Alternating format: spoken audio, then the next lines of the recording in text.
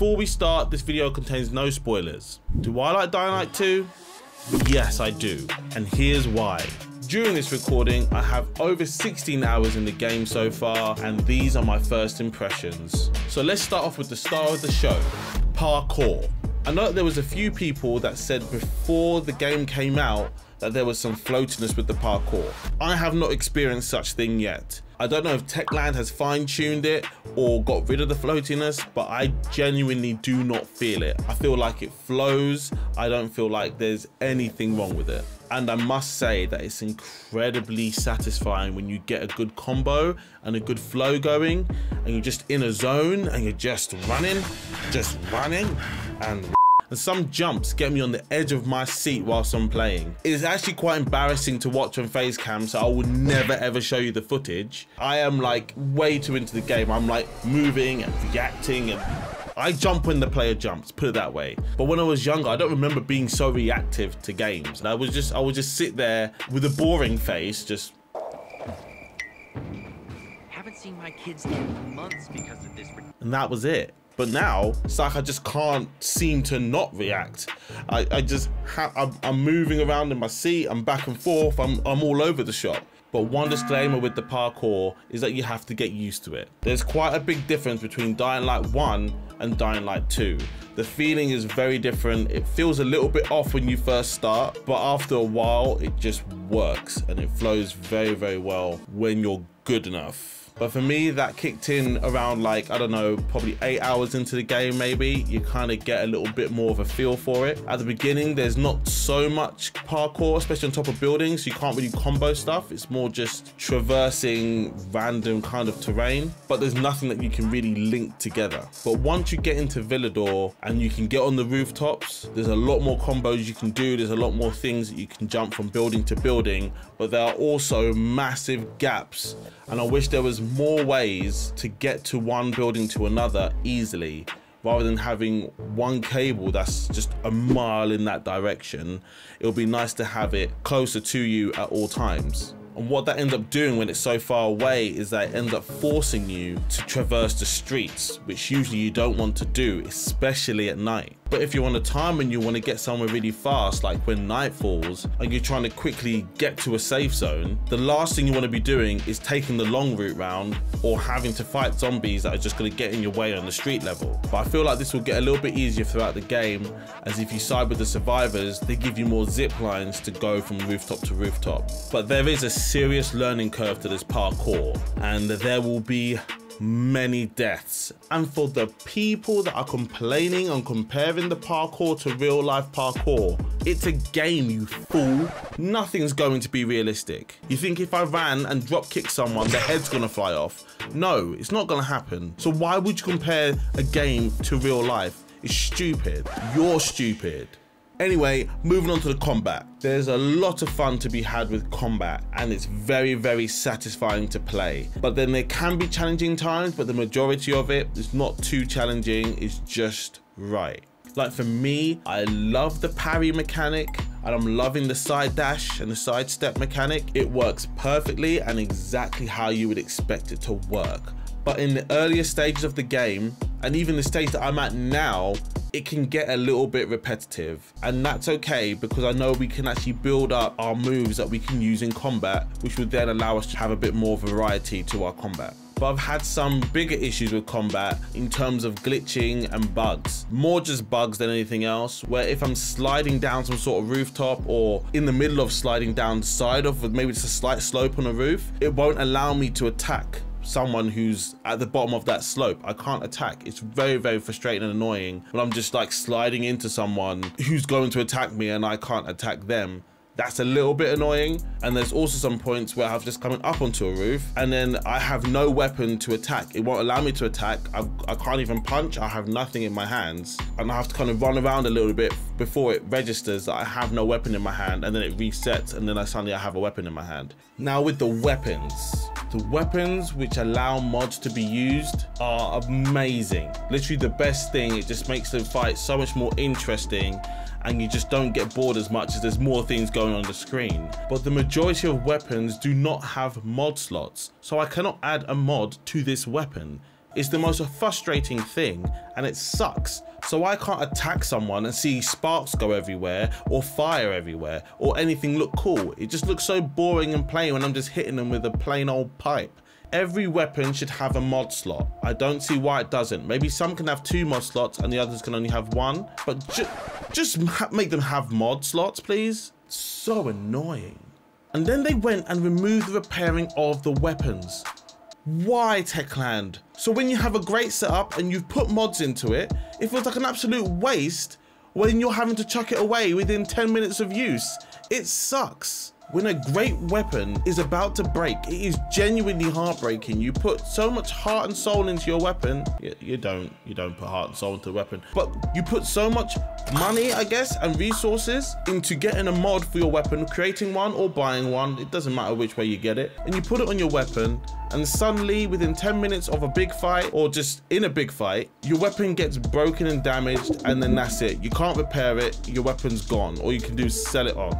It's a bit annoying. I'd rather have it for a longer period of time so I can have my favorite weapon in the game that's a go-to. I just don't see why you would just get rid of that. It just feels wrong. It just doesn't feel right. So your weapon's longevity is based on their durability, right? But then it's very difficult to find high durability weapons. The majority of my weapons that I can find are 40 durability, which goes in no time whatsoever in a fight. So I'm constantly using another weapon all the time, having to swap them out if I am in combat. So the good weapons that have like 140 will take a lot longer, so you can use them a couple more times in maybe a couple of combat fights.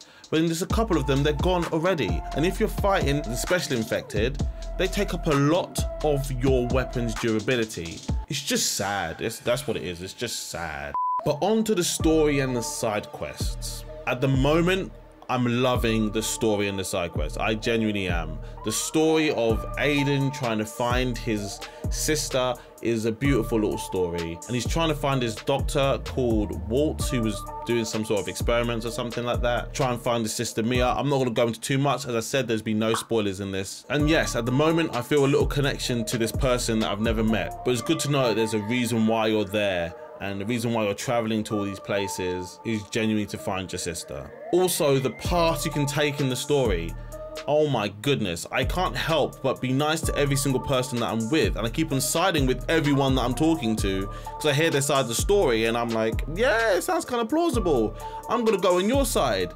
And then I'm going on someone else's side, which is conflicting with the other side. And then I'm sitting there in the middle just like, I don't know who to choose anymore, because you both have good valid points. You both have moral reasons of doing what you're doing, and it's just difficult to choose which side to go on. So I'm stuck on not picking a side and hoping that one side would just prevail more than the other, but also trying to stick with the person that benefits me most. It's a big toss-up. I'm not gonna explain too much, but it's getting to me. There are a lot of story quests and side quests which force you to play at night, which is good, I guess, because in Dying Light 1, they never ever made you have to go out at night. It was like 1 or 2 possible missions where you had to go out at night. But in this one, it is 100% worth it to be traveling around at night. There's a lot of story quests and side quests that make you go out at night, and it's so worth it sometimes. And whilst you're already doing a side quest at night, you might as well just do something else that you've seen along the way and just do all these random tasks that you can do. Why not? I don't really find it very scary. I find it quite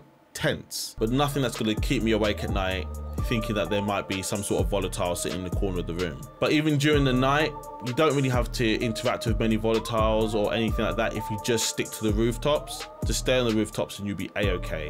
There'll be no issues. But truth be told, I do get caught up in the side quest stories. I feel like I've played a bit too much of them. I should be probably concentrating on the main story. So a lot of the 16 hours is probably me just sitting there following these side quests and getting proper into it. Like for one example, I got swooped up in this side quest drama. And this one story, there was this woman's flower which got stolen, like food flower. And I had to do this entire investigation to find out who stole the flower. And I felt a bit like Sherlock Holmes. And I was just like, this is a whole different element to Dying Light that I've never seen before. And I loved it. I loved it. I thought it was brilliant. And I would definitely do it again.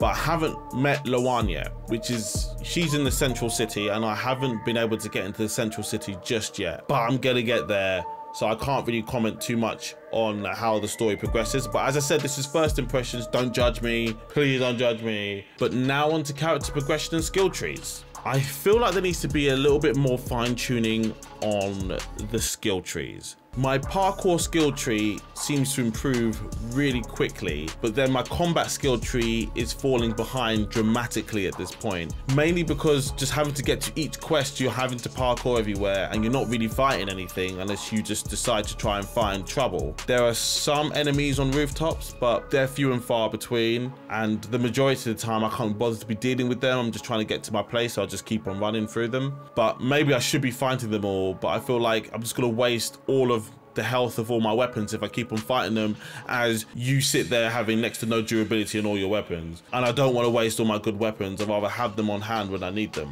Yeah, unless I would need to get some really bad durability weapons and just load up with them and go out and just start fighting zombies and bandits and everything I can find, just for the sake of doing that, just to get my combat XP up. I don't really want to do that. I feel like that would be a bit of a longer grind than I would really be up for, to be fair. But in order to get better quicker, you have to go out during the night.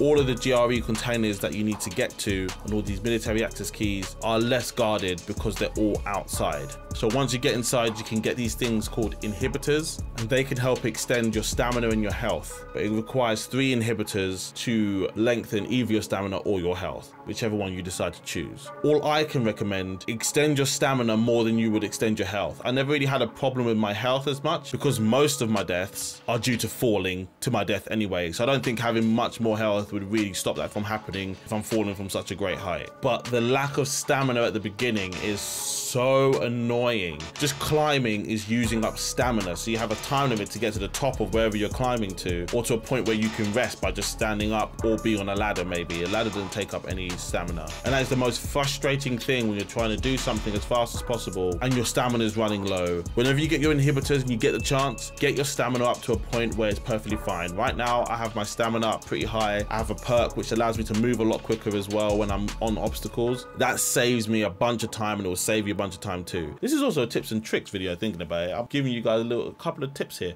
But most of these perks are incredibly handy. I can't really say there's any perk that I found completely useless. They will all do something to help your parkour or to help your combat. So I'm looking forward to getting all the perks, having max health and max stamina, so that I can traverse this world freely without having to think about my stamina draining or getting into a fight and just being bored, basically repeat the same moves over and over again. But when I get all my combat moves down, then I have so much more variety to play and the combat won't be so repetitive. On to general stuff. The performance is great so far. There have been a couple of issues with performance. I'm running an NVIDIA 3080, so I'm not having any problems here, but there are some performance issues right at the beginning. It seems to be less the further you go on, which is weird. But towards the beginning of the game, there's a couple of performance drops and some weird little, there's like a little weird glitch of white sometimes. I don't know where that came from.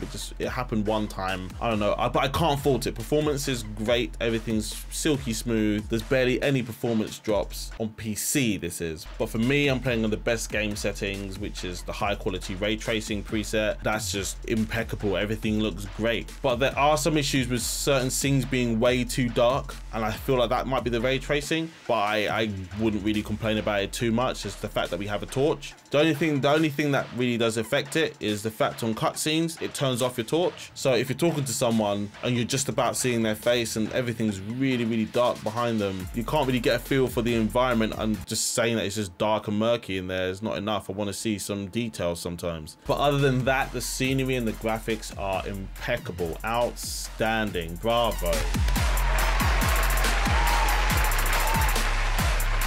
Bravo, Techland, bravo. I cannot fault you guys on what you guys have done. This game is an absolute beauty of a game. I'm so happy that I bought this game. I don't feel like I've wasted my money, unlike some other games.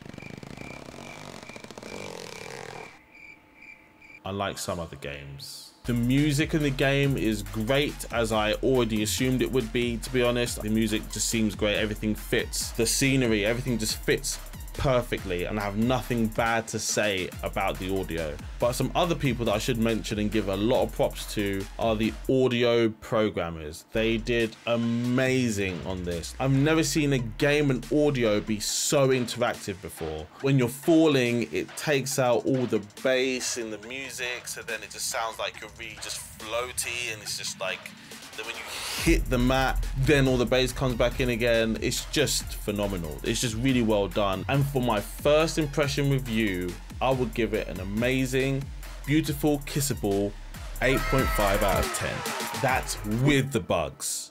If they were ever to fix the bugs, then I'll probably give it a 9 out of 10. Why not a 10 out of 10, you say? Because nothing's a 10 out of 10. How about that? There's always going to be something that could be improved in the game. As I told you, that durability thing with the weapons, if I could have a favorite class, I think I would enjoy it so much more. So because of that, you're just getting a 9 out of 10. I'm saying just getting a 9 out of 10 like it's a bad thing. It's actually amazing. You've made a cracking game, and I love every single moment of it. And for those of you who are like, hey, you haven't mentioned co-op yet. I haven't tried it yet, okay? All my friends don't actually have it yet. I have one person that has it, and I'm yet to contact him in order to get this. But at the moment, I've just been burying myself into this game on my own because I'm trying to get out this content as soon as possible for you guys. And also, I can't put it down anyway. I go to bed, I'm sleeping, I'm dreaming about this stuff. No, I'm not even joking. I'm dreaming about it. I'm sitting there imagining myself what I'm gonna do tomorrow. I'm sitting there planning out my quests in my head. Maybe I should do this and that tomorrow. I'm so immersed in this game already. I haven't got time to even flip and do this video. Like, why am I even doing this video for you guys? I've got to play Dying Light right now. I might as well quit this video now while I'm here. Do you know what? So subscribe to this channel for more news and updates and tips and tricks on Dying Light 2, because I'll be putting those out as soon as I can, all the time. Hit the like button on this video, and yeah, I need to go play this game. I ain't got time for this. All right, cool. It's Nick Keys, and I'm out. Peace.